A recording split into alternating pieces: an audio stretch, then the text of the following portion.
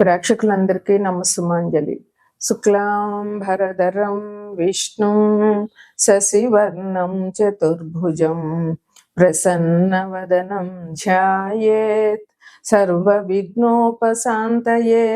అగజా ఆనన పద్మార్కం గజాననమహర్నిశం అనేకదంతం భక్తానాం ఏకదంతముపాస్మహే. ఏకదంతముపాస్మహే. ఓం శ్రీ మహాగణాధిపతయే నమః. ఓం శ్రీ మాత్రే నమః. ఓం శ్రీ సరస్వత్యై నమః. ఓం శ్రీ గురుభ్యో నమః. ఇప్పుడు మనం జూన్ నెల మాస ఫలితాలు చెప్పుకుంటున్నాము.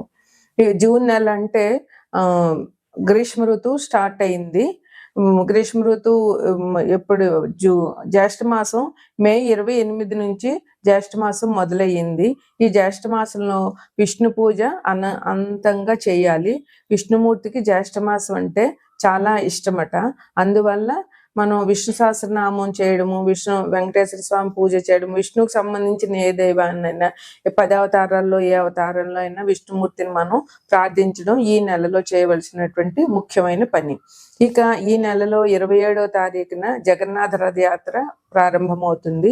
ఈ నెల 30న స్కంద పంచమి. స్కంద పంచమి అంటే సుబ్రహ్మణ్యేశ్వర ఆరాధన చాలా ముఖ్యం.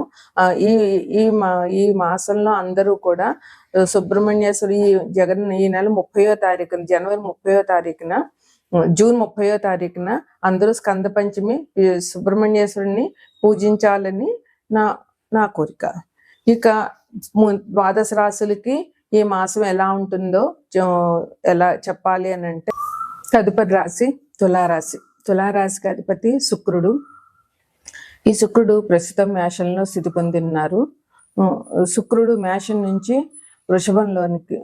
వృషభంలోనికి మే 29న వచ్చి ప్రవేశించారు.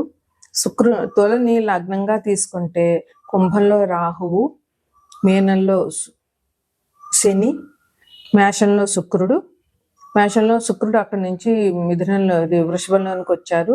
వృషభంలో రవి బుధులు ఉన్నారు, మిథునంలో గురువు ఉన్నారు, కర్కాటకంలో కుజుడు ఉన్నారు, సింహంలో కేతు ఉన్నారు. అయితే ఈ రవి బుధులు ఇద్దరు కూడా, రవి 15వ తారీఖున మిథునంలోనికి వస్తారు.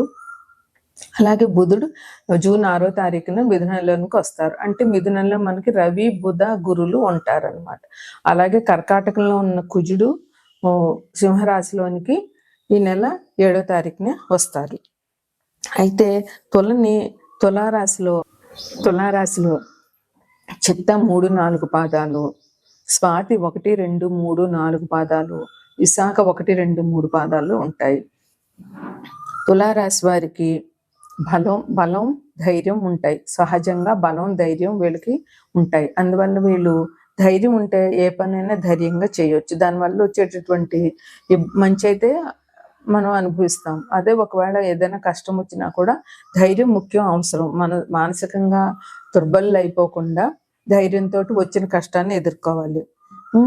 అలాగే మీకు బలం ధైర్యం ఉంటాయి కనుక మీకు విజయాలు ఆటోమేటిక్గా వచ్చేస్తాయి అన్నమాట. ఆ ధైర్యం భయపడుతూ ఉంటే ఏ పని మొదలు పెట్టలేము. అందువల్ల మనం ఏమి సాధించలేము.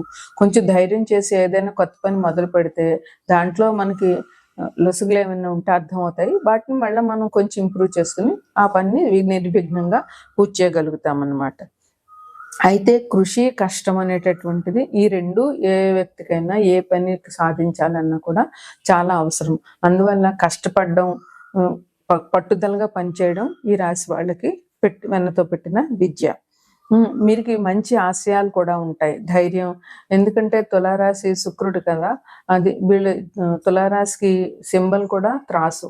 అందువల్ల న్యాయబద్ధంగా బతకాలి అనేటువంటి జడ్జెస్, లాయర్లు ఈ రాశిలోనే ఎక్కువగా ఉంటారు. అందువల్ల న్యాయబద్ధంగా బతకాలని అనుకోవడం, నలుగురికి న్యాయం చేయాలి అనేటటువంటి ఆశయాలు ఈ రాశిలో వాళ్ళకి చాలా బాగా ఉంటాయి. మీకు ఇప్పటి వరకు కొంచెం కష్టాలు అవి ఉంటే అవన్నీ పోయి ఇప్పుడు ఇంక మంచి కాలం వచ్చిందని చెప్పవచ్చు. ఇప్పుడు మీరు ధైర్యంగా ఉండడం వల్ల మీకు ఇంక ఉన్నదంతా ముందు మంచి కాలం. అందువల్ల మీరు ఏ పని అయినా ధైర్యంగా చేస్తే సంతృప్తికరంగా జీవితాన్ని గడపగలుగుతారు. ఇంకా అవరోధాలు వచ్చినా కూడా అవి మీరు అధిగమించగలుగుతారనమాట.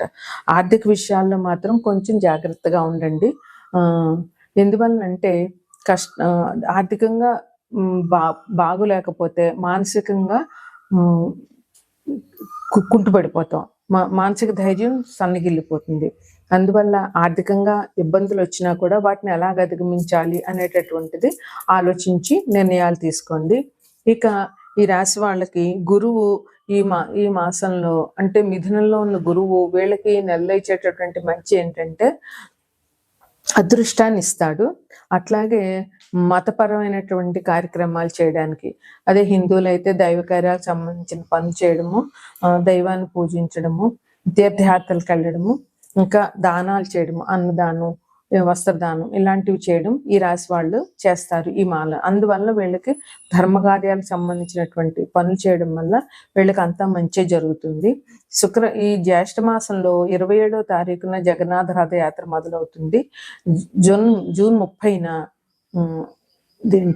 స్కంద పంచమి. అందువల్ల ఆ రోజు విశేషంగా కుజుడిని పూజించడం వల్ల, అంటే సుబ్రహ్మణ్యేశ్వర స్వామిని ఆరాధన చేయడం వల్ల ఈ రాశి వారికి మంచి జరుగుతుంది. ఇక తులారాశికి అధిపతి శుక్రుడు కనుక అమ్మవారి పూజ విశేషంగా చేయాలి. అందువల్ల వీళ్ళు విష్ణు సహస్రనామం పారాయణం చేయడము, వైష్ణవాలయాలకి సందర్శించడము, ఏదైనా దైవ కార్యాలకి డొనేషన్లు చేయడము, అట్లాంటి పనులు చేయడం వల్ల ఈ రాశి వారికి చాలా మంచి జరుగుతుంది. ముఖ్యంగా పరమేశ్వర ధ్యానం, శివాభిషేకాన్ని, శివ ధ్యానం చేయడం ఈ రాశి వారికి చెప్పుకోదగ్గ పరిహారం. ఇవి ఈ తులారాశి వారికి శుభాశుభ ఫలితాలు.